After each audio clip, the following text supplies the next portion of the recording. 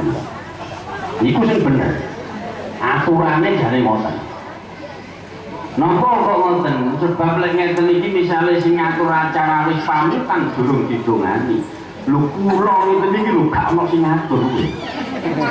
Dadi pun liar.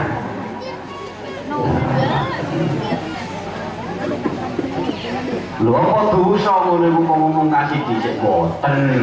Dalile duduk Quran duduk hadis aturan runtute niku sing bener ngoten niku wae lek mari ditungani nyekel nik maneh lah baru kasih penggaweane ngono sing bener iki mau yo gak apa-apa wong gak dosa wae wis kadung biasa ae niku para rawuh ingkang kula hormati mantene dosa sak pedang biasa mawon. Relax. To the point.